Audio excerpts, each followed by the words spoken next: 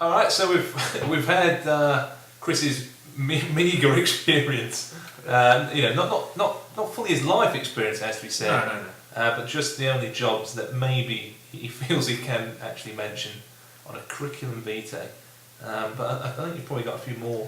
Well, I mean, yeah, I do. I mean, from when I was at uni, obviously during the holidays, you have tent work, and in Hereford, which is where I come from, Yes. which is very rural and Nasty. possibly inbred.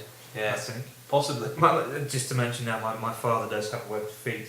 Everyone So looks like mini apples, and they're like mini apples on webbed feet. They do. They're very rosy cheeked. Very rosy cheeked. But I worked on this farm for a time, and the main gamekeeper there had a bit of a grudge against the I don't know what you call it, but the landlord or the owner of the farmhouse or or whatever. And the owner of the house. the owner of the house, and he was in charge of their Christmas turkey, because obviously they pick out the fattest, most fit turkey for their Christmas meal months in advance.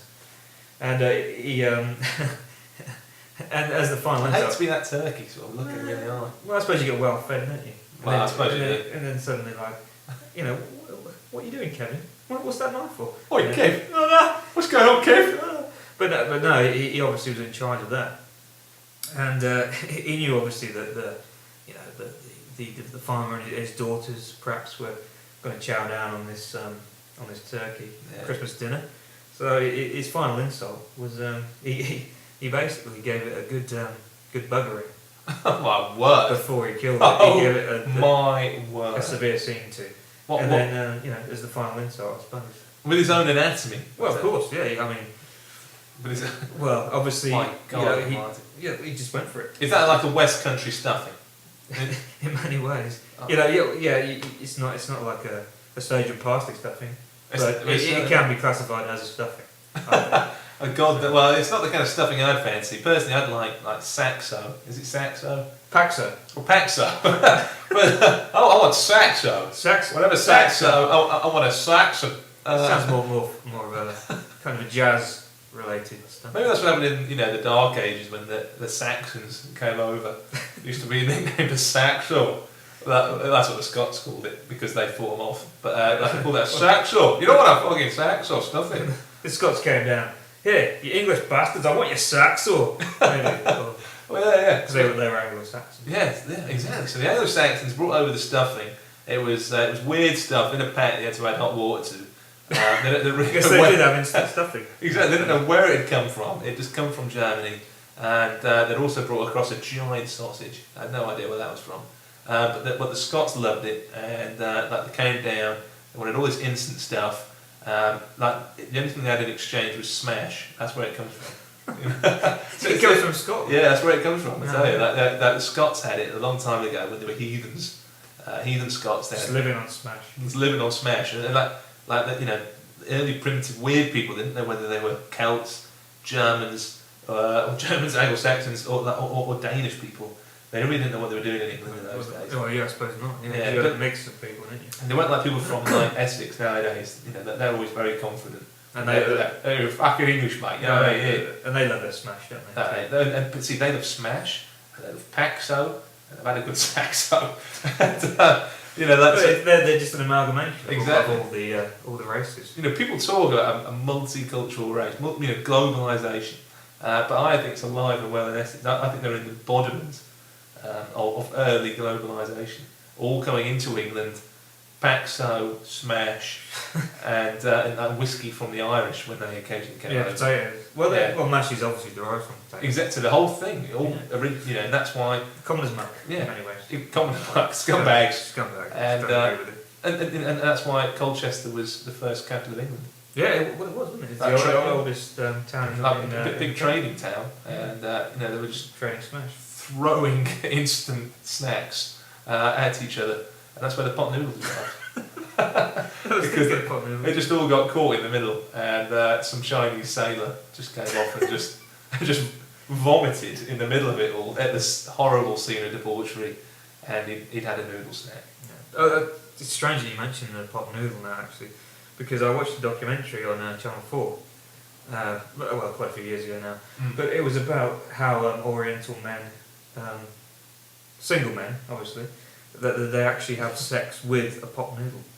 They heat it up. They put What the Golden Wonder ones? I'm not sure. Well, that's why they're called golden. I don't know golden one.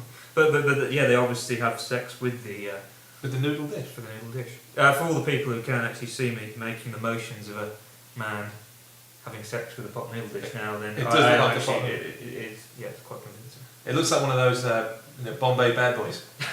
It's slightly too spicy for your Jack's arm. So is that when you want a Bombay's bad boy? That do you get a guy from Bombay? It's a tricky one. It's a tricky one. I don't think they're individually catered for. That might have been the way they primitively did. Maybe the first Bombay bad boy was created by a man from Bombay. Yeah. Maybe an English tourist sampled it and just brought the recipe over. Pepperami was just like a midget, mad Italian man.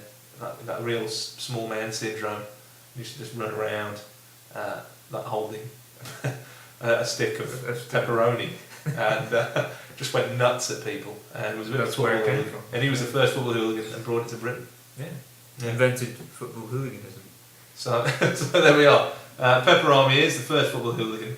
But anyway, what we need to talk about now is we've done all JD's lack of experience for Super Bowl roles. Huge lack. And so that we need to go from there and launch into that awful part of the CV that no one really cares about. Pointless. Really, it's completely pointless. The area that is packed chock full of a Chinese man's noodle semen of lies and into the special interests. And well, we've written a song about it, and I think you'll find it is also packed full of lies. But it's also a great song. So we hope you enjoy it. Here we go. Here we go. Nice. This one we'll go this time. Okay, here we are. We're at the end of the CV. Okay, I'm doing other skills and interests. I enjoy reading classic novels. I recently read Moby Dick. Moby Dick. Yeah, Moby Dick. Oh, Moby Dick. It's about a whale, you know. I love music and I enjoy going to see live bands. I really do. I also write songs, a bit of a lie, and play the guitar with the band. Hot Freaks. The Rick Band. I love the Hot Freaks. They're a mighty fine band. I love them.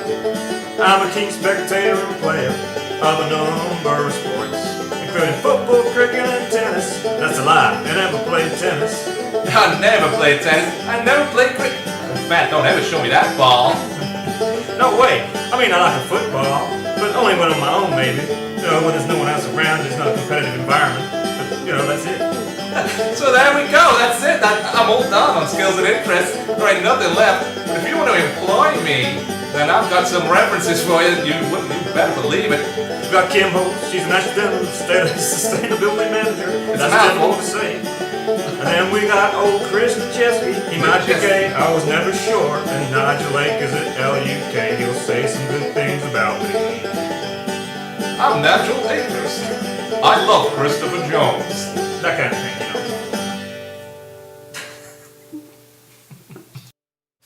know. Okay.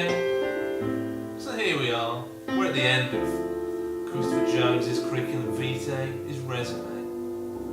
It's time to relax. Take it easy. Maybe just, get yourself a gin and tonic, maybe, just lie back. Get yourself a pepperoni. Yeah. Maybe not too hot. Oh, slightly spiced. So, I mean, you don't want it to get too hot because you don't want to have to run to get yourself a glass of water. Maybe just put a chunky ice cube in your mouth if the spice gets a little bit too much. Don't cheat yourself. But I think that's what we're on about here on Shaven, Crotch. Don't cheat yourself with your crotch. What you gotta think to yourself is, do you want it shaven? Or do you want to be Father Christmas down there? Do you want to be Gandalf or do you want to be Tom Cruise? Do you want to... What do you want? Do you want to be the Easter Bunny? Or do you want to be the Easter egg? Well, do you want to be Joaquin Phoenix when he's Johnny Cash in his Oscar-winning role, or do you want to be Joaquin Phoenix when he's a weird, beardy kind of rap star guy who everyone laughs at? Do you want to be Jamie Cullum with a piano? Or do you just want to be Miles Davis? Nice and smooth. Basically.